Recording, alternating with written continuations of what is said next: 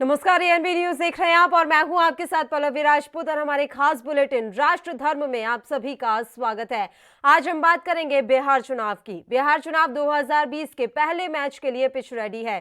चुनाव प्रचार बंद होने के साथ असल गुणा भाग अब चालू हो चुका है। पटना, बक्सर, भोजपुर समेत 16 जिलों की 71 सीटों के लिए 1066 उम्मीदवार मैदान में है।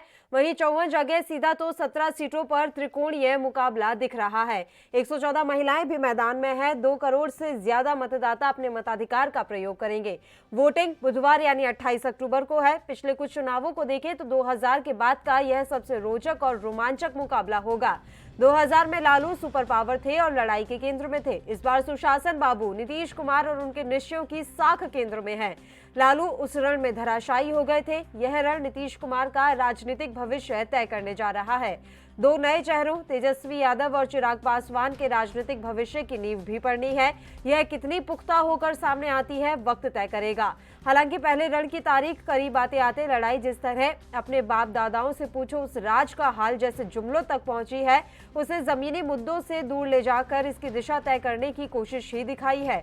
इस चुनाव के कुछ खास सिरे हैं। पहली बार होगा जब राजद सुप्रीमो लालू यादव मैदान में ही नहीं होंगे। यहां तक कि राजद के बैनर होर्डिंग से भी लालू प्रसाद यादव गायब हैं। तो आज हम बिहार चुनावों को लेकर ही तमाम चर्चा करेंगे।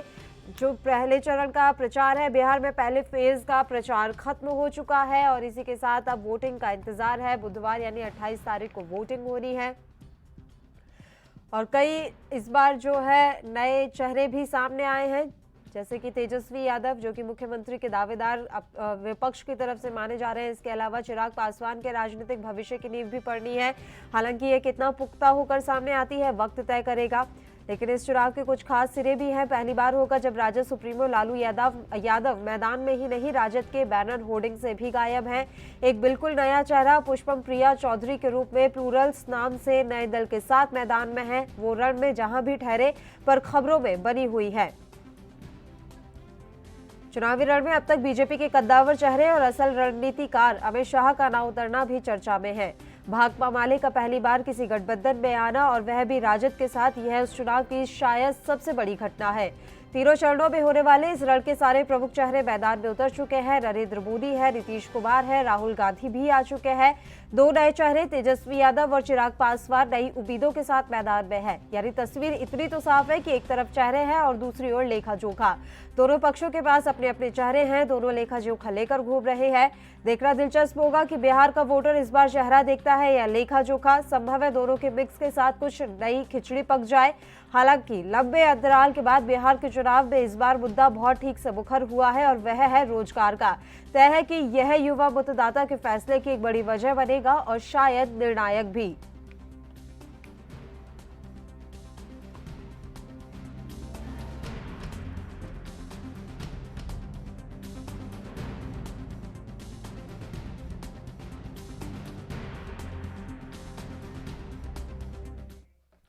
और इस मुद्दे पर चर्चा के लिए 2 मेहमान इस समय हमारे साथ जुड़ गए हैं। अमित त्रिपाठी जी जो कि भारतीय जनता पार्टी से पक्ष रखेंगे, इसके अलावा कांग्रेस से सचिन रावत जी, दोनों मौजूद हैं। सीधा उन्हीं का रुख कर लेते हैं। अमित त्रिपाठी जी, देखिए पहले फेज के लिए चुनाव प्रचार खत्म हो चुका है, थम गया है चुनाव प्रचार।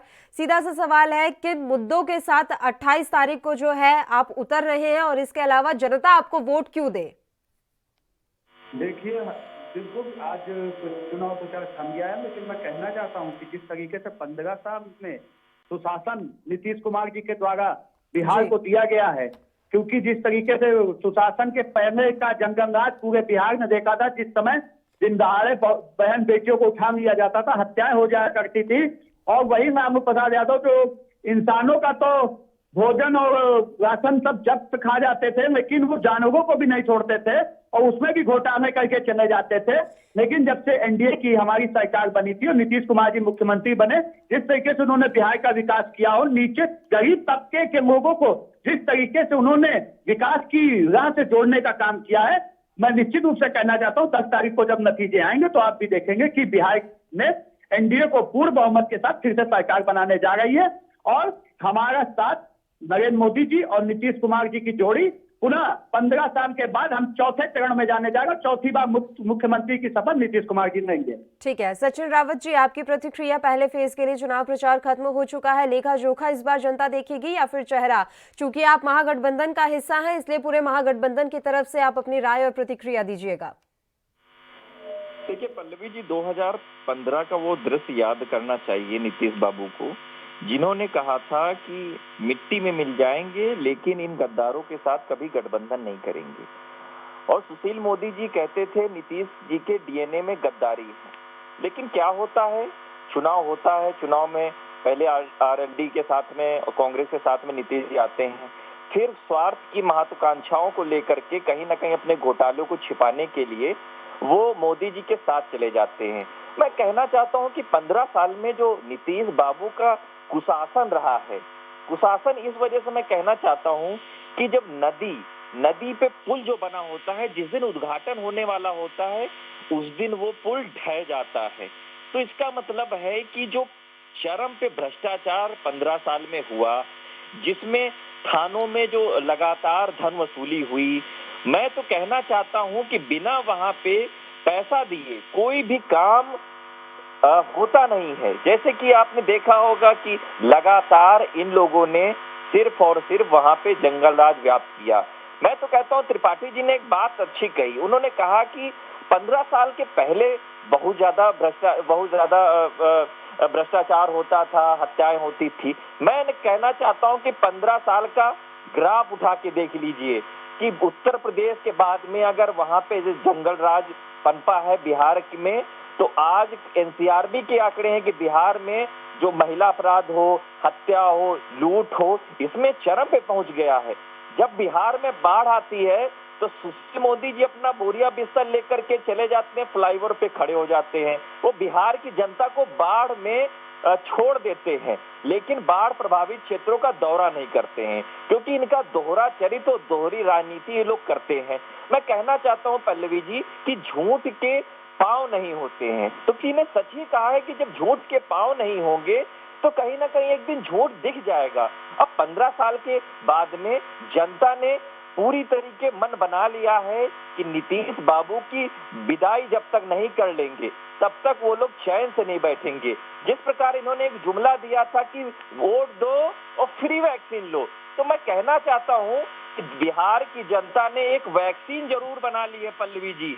वो वैक्सीन ये जो भ्रष्टाचारी दल है, जो एनडीए का जो समूह है, वो वैक्सीन 27 अक्टूबर को लगेगी, 3 नवंबर को लगेगी, फिर उसके बाद में 7 नवंबर को लगेगी और 10 तारीख को सर्टिफिकेट सहित इनकी विदाई जरूर तय करेगी बिहार की जनता।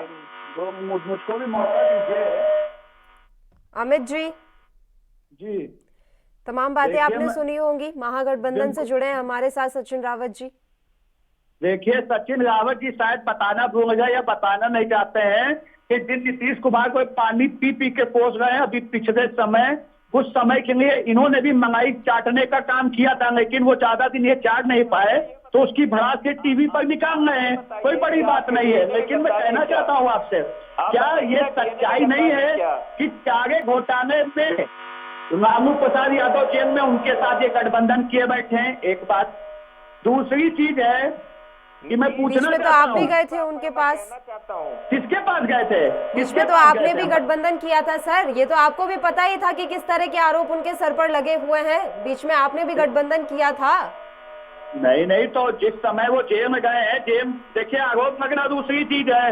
जब जेल में सर आप भी पर्दे के पीछे की सारी कहानी बखूबी समझते हैं कि आरोप लगे हैं, उन आरोपों में कितनी सच्चाई होगी और कितना झूठ साबित होते हैं। तमाम जितने भी रणनीतिकार हैं सब जानते हैं। यहाँ पर सवाल तो ये कोर्ट ने सजा दी है, किसी सरकार ने सजा नहीं दी है। सरकार का काम नहीं सजा देना, न्यायालय का काम है। न्यायालय के आधार पे, तथ्य के आधार पे उनको सजा दी है और ये सच्चाई है। तो आप भी कह रहे थे कि भारतीय जनता पार्टी के साथ नहीं जाएंगे, फिर अचानक क्या हो गया कि आप भारतीय जनता पार्टी के पास तुरंत चल दिए?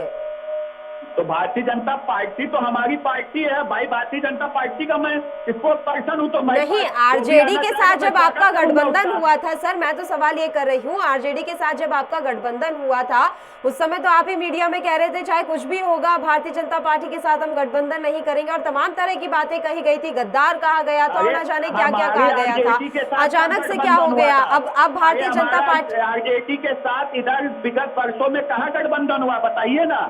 आरजेडी के साथ हम गठबंधन नहीं किए हैं, लेकिन मैं जेडीयू आपके अलायंस में है सर, मैं जेडीयू के बिहाफ पे आपसे पूछ रही हूँ, जेडीयू आपके साथ अलायंस में है। जेडीयू के गए नेता, एक सेकंड मेरी बात सुनिए, जेडीयू के नेता जाते हैं उसके बाद तमाम बातें कहते हैं, उस समय आप भी जेडीयू को खूब कोसते हैं, और अब आप कह रहे हैं कि नीतीश हमारा नेता है, नीतीश अगर भ्रष्ट है तो पूरा देश भ्रष्ट है। आज ही नया बयान आया है, आज ही नया बयान आया है एनडीए की तरफ से कि अगर नीतीश कुमार को भ्रष्ट कहा जा रहा है इसका मतलब कि पूरा देश भ्रष्ट है। पुल किसके कार्यकाल में ढहे? पुल किसके कार्यकाल में ढहे? देखिए, जेडीयू भारतीय जनता पार्टी भाई भाई हैं और परिवार की तरीके से हैं। अगर कभी मतभेद हुआ तो ठीक है, लेकिन अगर हम परिवार की तरीके से परिवारों में मतभेद जमते हैं, लेकिन तो ये तो मत कहिए कि भ्रष्टाचार नहीं हुआ या फिर सारा भ्रष्टाचार सिर्फ आरजेडी और महागठबंधन ने किया है, ये तो मत कहिए। अरे पिछले ही कुछ दिनों में क्या हाल हुए बिहार में, कितने पुल ढह गए सर, कितने लोग परेशान हुए, बाढ़ की विभीषिका हर साल आती है और हर साल आप लोग पता नहीं क्या करते हैं। मैं आपसे पूछना चाहता हूँ, बताइए ना, जब जहाँ कांग्रेस की सरकार है महाराष्ट्र में, वहाँ बिहारियों को डंडे मार के बिहार भगाया गया है, और सुशांत सिंह जिसकी हत्या हो गई वहाँ पर, उसके लिए मुद्दा मत बनाइए यहाँ पर ऐसे सारे केस को। मुद्दा रोजगार का है, उस पर बात कीजिए, यहाँ इसे मुद्दा मत बनाइए। सुनिए, 15 साल का शासन है नीतीश जी का, और अगर विकास नहीं होता तो 15 साल ऐसे सरकारें बन जाती हैं क्या? आज जो जहाँ पे लाइटें नहीं आती थी, बिजली नहीं थी जिस बिहार में, जहाँ पे दिन में अंधेरा रहता था वहाँ रातों में लाइट जल रही है, तो क्या ये कम है? आज 15 साल में चाहे गरीब को विकास से जोड़ने का काम नीतीश कुमार जी ने किया, गरीबों को राशन की व्यवस्था की है, उज्ज्वला योजना पूरे घर तक पहुँचने का काम किया। इतना अगर विकास का काम किया तो इस बार चुनाव प्रचार में केंद्र के मुद्दे क्यों गिना रहे थे बिठाकर? केंद्र में ये हुआ, केंद्र में वो हुआ, पूरा का पूरा चुनाव प्रचार केंद्र की योजनाओं पर क्यों आधारित था? क्यों नहीं कहा गया कि बिहार में इतनी सड़कें बनी, हमने बिहार के शिक्षा स्तर को इतना ऊंचा तक लेकर चले गए, हमने बिहार की बच्चियों के लिए ये किया। ज्यादा से ज्यादा मुद्दे केंद्र के गिनाए गए, राष्ट्रवाद पर इसे रखा गया। जेपी नड्डा से लेकर योगी आदित्यनाथ सिर्फ राष्ट्रवाद के मुद्दे पर लड़ते रहे। तो अब आप सुनिए, तो क्या केंद्र की योजनाएं जो जमीन धरातल पे उतरी है, लोगों को उसका फायदा मिला है? वो किसकी वजह से मिला है? नीतीश कुमार जो कि एनडीए के सहयोगी है, उनकी वजह से मिला है।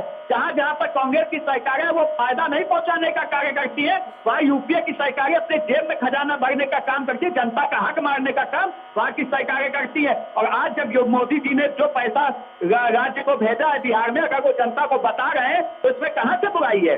और आज मेन मुद्दा हमारे लिए है कि लोगों के रोजगार से जोड़ा जाए, लोगों को बिजली पानी से समझो मूलभूत सुविधाएं उनसे जोड़ा जाए, वो जोड़ा गया है। आज इसीलिए आज जितने भी सर्वे आ गए आप उठा के देख लीजिए, एनडीए स्पष्ट बहुमत के साथ सरकार बनाने जा रही है। और ये मैं आपको कहना चाहता हूँ, 10 तारीख के बाद यही सचिन रावत छाती पीट रहे होंगे कि ईवीएम हैक हो गई, ये हो गया, वो हो गया। मैं आपसे बहुत जिम्मेदारी से कह रहा हूँ ये चीज। ठीक है सर, आप दोनों लगातार हमारे साथ जुड़े रहिए, इस मसले पर बहस यूं ही जारी रहेगी। राष्ट्र धर्म में एक छोटे से ब्रेक के लिए हम रुक रहे हैं, फौरन हाजिर होंगे।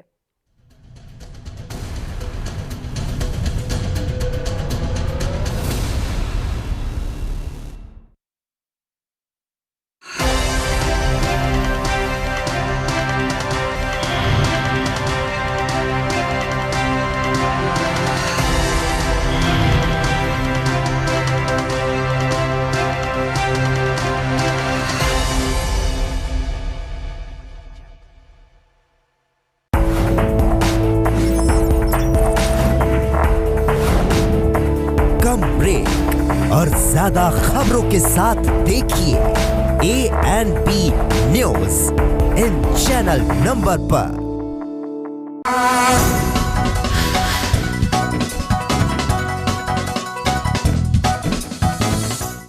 क्या आप दुबले पतले कमजोर हैं, आपकी सेहत नहीं बनती, भूख कम लगती है, वजन नहीं बढ़ता? दरअसल मेन बात खाना पीना खाना नहीं है, मेन बात है खाया पिया लगना। और अगर खाया पिया लगेगा ही नहीं तो सेहत बनेगी कैसे? इसलिए हमारी संस्था सन्यासी आयुर्वेदा ने एक ऐसी दवा बनाई है जो कि आपके पाचन तंत्र को, आपके लीवर सिस्टम को ठीक करने का काम करती है, ताकि आप जो भी खाएं उसका पूरे का पूरा निचोड़ आपके शरीर को लगे, आपकी भूख बढ़े, खाया पिया सही से लगे, नया खून बने, हड्डियों में जान आए, वजन बढ़े, ताकत बढ़े, चेहरे पर नूर आए और आप मोटे तगड़े खूबसूरत पर्सनैलिटी के मालिक बन जाएं। यह दवा पूरी तरह से आयुर्वेदिक होती है। इसका शरीर पर कोई भी साइड इफेक्ट, कोई भी नुकसान या दुष्प्रभाव नहीं होता। लड़के लड़कियां दोनों इसका इस्तेमाल कर सकते हैं और पहले 15 दिन के अंदर ही आपको इसका असर महसूस हो जाएगा। सिर्फ 650 रुपए की पूरे 1 महीने की दवा होती है और आप इसे घर बैठे 01145454545 पर फोन करके दवा मंगवा सकते हैं। सबसे अलग अंदाज, हम बनेंगे आपकी आवाज, सवालों की धार, खबरों की बौछार।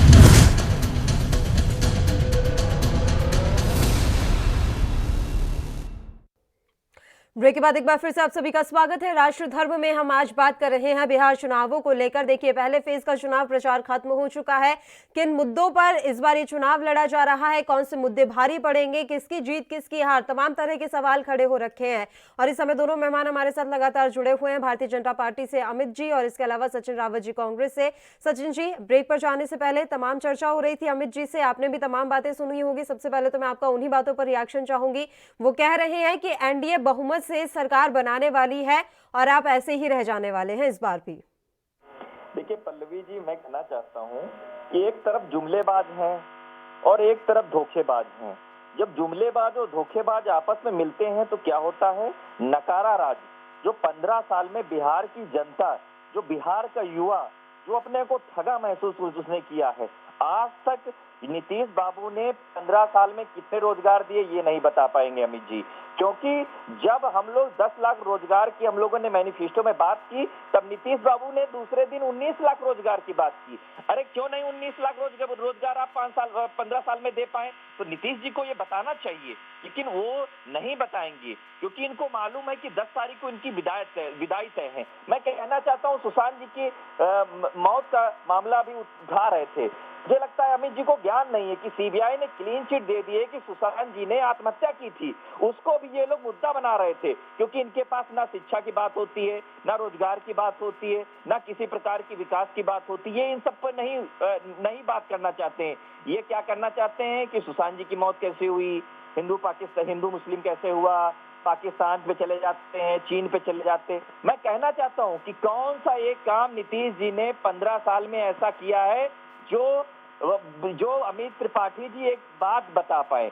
मोदी जी के जो काले कारनामे हैं वो आप जनता के सामने गिना रहे हैं, तो जनता लगातार आपको आईना दिखाने का काम कर रही है। और आप चिंता मत करिए, क्योंकि आप लोग हमेशा क्या करते हैं, मिठाई पहले ही बांट देते हैं। पिछली बार भी ये लोग मध्य प्रदेश, राजस्थान और छत्तीसगढ़ में चुनाव से पहले एनडीए का बहुमत आ रहा था, बीजेपी का बहुमत आ रहा था, मिठाई पहले ऑर्डर कर दिए थे, बांट रहे थे। लेकिन क्या हुआ, रिजल्ट जब हमारे फेवर में आ गया तो इनके लड्डू धरे के धरे रह गए। तो मैं कहना चाहता हूँ कि 10 तारीख को लड्डू तैयार रखिएगा, बधाई आपको, विदाई तय है। परेशान मत होइए, ये मिठाई आप भाजपा का परेशान मत होइए। अमित जी सुनिए, केवल डिबेट भाई की खुशी मना लीजिए क्योंकि एनडीए की सरकार बनेगी। ये जो हमारा देश जो लाइलाज बीमारी जो भारतीय जनता पार्टी है ना, इससे जो भुगत रहा है ना, तो ऐसी वैक्सीन बिहार की जनता ने बनाई है। वो वैक्सीन ऐसी लगाएगा ना, तो बिहार हो, कई राज्य हो, उसके बाद देश का चुनाव हो, वो वैक्सीन से कोरोना जैसे खत्म होगा, वैसे ही भारतीय जनता पार्टी का पतन खत्म होना स्टार्ट हो जाएगा। पतन राहुल गांधी का शुरू हो चुका है सचिन जी, उस पर ध्यान दे दीजिए। भारतीय जनता पार्टी की चिंता मत करिए। तो आप लोग इतना उछल कूद रहे हैं, तो चिंता मत करिए। हमारी बिहार की जनता, हमारा बिहार का युवा एक साथ में एक, अगर बिहार की जनता को महाराष्ट्र में लाठियों से पिटवाए थे, उससे भी कुछ बोल दो। इनको मालूम है इनको हटाएंगे तभी हमारे यहाँ पे एक विकासशील सरकार आएगी, क्योंकि जिस प्रकार इन्होंने शराबबंदी की, लेकिन क्या हुआ, शराबबंदी तो की लेकिन शराब को इन लोगों ने ऐसे ठेकेदारों के हाथों में सौंप दिया जो 80 की बोतल 100 में बेचता है। इन्हीं का एक मंत्री का बयान था कि आप लोग चिंता मत करिए, मैं आपको शराब उपलब्ध कराऊंगा चुनाव में। चुनाव आयोग ने उस व्यक्ति पर संज्ञान लिया। तो मैं कहना चाहता हूं कि ऐसे दोगले जो नेता होते हैं वो आने वाले समय में उनको जनता जानती है, और बिहार की जनता को मैं सलाम करना चाहूंगा जिस प्रकार वो अपना कोरोना जैसी वैश्विक बीमारी में बढ़ चढ़ करके आगे आ रही है और इनका जो चेहरा है उसको बेनकाब कर रही है। आने वाले 27 तारीख को, 3 नवंबर को, 7 नवंबर को जो वोट करेगी, आने वाले देश का भी चुनाव उससे साफ होगा। जी अमित त्रिपाठी जी, आवाज पहुंच रही है आप तक? जी जी सर, इतना ही कॉन्फिडेंस आपको राजस्थान के समय में भी था, छत्तीसगढ़ के समय में भी था, झारखंड के समय में भी था और तो और मध्य प्रदेश में भी था। चलिए, मध्य प्रदेश में तो बीच में जो कुछ भी राजनीतिक उठापटक हुई वो देश के सामने ही है, लेकिन कुछ इसी तरह की आप उस समय भी बातें कर रहे थे। लेकिन क्या हुआ, आप भी जान रहे थे कि छत्तीसगढ़ में कितनी पुरानी सरकार थी, झारखंड में कितनी पुरानी सरकार थी और उसके बाद भी शिकस्त हुई, और अभी भी कुछ वैसे ही हालात नजर तो नहीं आ रहे हैं कहीं। देखिए, बिल्कुल मैं कहना चाहता हूँ आपसे, जहाँ पे हमारी हार हुई, बिल्कुल हमने उसको स्वीकार किया। हमने वहां पर छाती नहीं पीटना शुरू किया कि ईवीएम हैक है। मैं आपसे आज कहना चाहता हूँ बहुत जिम्मेदारी से, और आप देख लीजिएगा, आज की तारीख नोट कर लीजिए, यही सचिन रावत जो आज बड़ी बड़ी बातें कर रहे हैं, 10 तारीख को कहेंगे ईवीएम हैक थी। लेकिन मैं जहां तक कहना चाहता हूँ, ये विकास पे है, और 15 साल का शासन बहुत बड़ा होता है। चाहे आप सड़क की बात कर लीजिए, जिन पिछली सरकारों में, चाहे रामू की सरकार हो, एक एक करके बात करेंगे, एक एक करके बात करेंगे। सचिन जी, आ रही हूँ आपके पास, एक एक करके बात करेंगे, दोनों एक साथ बोलेंगे तो किसी की भी बात समझ नहीं आएगी। जी, पिछली सरकारों में जब रामू की सरकार थी तो गड्ढे रहते थे सड़कों में। आज आप जाइए, आज चौपट से जोड़ने का काम वहां की सरकार ने किया है, रोडों को चौड़ीकरण करने का काम किया है। बिजली की जहां तक बात है, वहां पर 700 मेगावाट बिजली खर्च हुआ करती थी पिछले 15 साल में जब रामू की सरकार थी। आज जाइए, 1.61 करोड़ परिवारों को बिजली से जोड़ने का काम किया गया है, और वहां माउंटेन की जरूरत अब नहीं पड़ने वाली है। तीसरी चीज है शिक्षा की, जहां तक बात करें, 12.5% बच्चों को स्कूल से बाहर रखा गया था, आज सबको हमारी सरकार ने जोड़ने का काम किया है। स्वास्थ्य में आइए, स्वास्थ्य में जहां स्वास्थ्य केंद्र पर एक महीने में पिछले 15 सालों में रामू के उस राज्य में 39 मरीज जाया करते थे, आज वहां पर 10,000 मरीज जाया करते हैं। जहां तक आइए सिंचाई में जहां पिछली सरकार रामू की 2.66 लाख हेक्टेयर था, आज उसमें 4.6 लाख हेक्टेयर का इजाफा किया गया है। सामाजिक सुधार की जहां तक बात है, महिलाओं को 50% आरक्षण दिया गया है। और कितना बताएं आपको, ये वो केवल बातें करते हैं। कांग्रेस का काम है सिर्फ आरोप लगाना, भाग जाना। इनके पास कोई नीति और विकास का कोई रोड मैप नहीं है।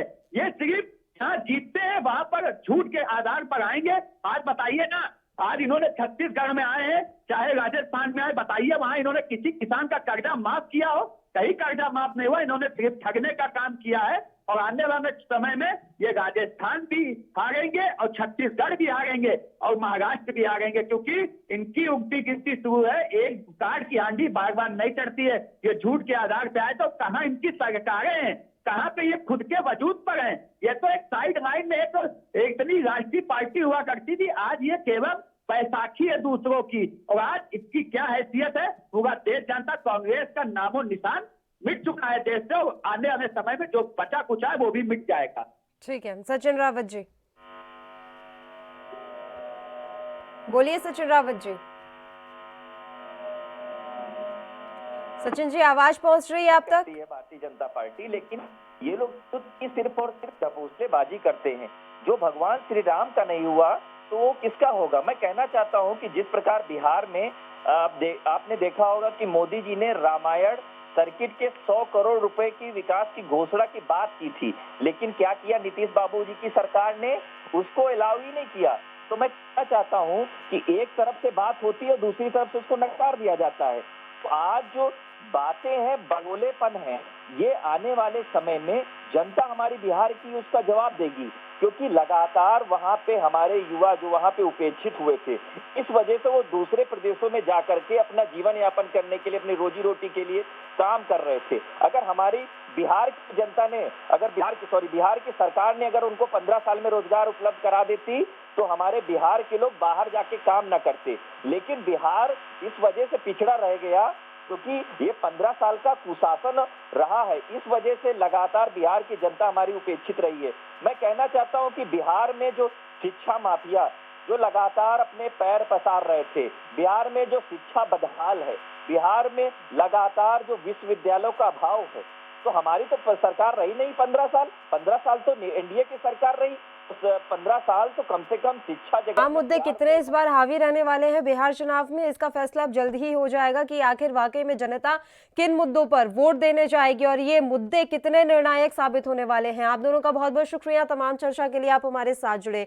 तो बिहार चुनाव के लिए प्रचार अब खत्म हो चुका है और 28 अक्टूबर को पहले चरण का मतदान होना है। देखने वाली बात रहेगी कि क्या कुछ मुद्दे इस बार हावी रहे हैं और जनता किन मुद्दों के आधार पर कौन सी पार्टी को, कौन से गठबंधन को इस बार वोट देने वाली है। राष्ट्र धर्म में फिलहाल के लिए इतना ही। मुझे दीजिए इजाजत। देश प्रदेश की तमाम ताजा खबरों के लिए आप बने रहिए हमारे साथ। नमस्कार।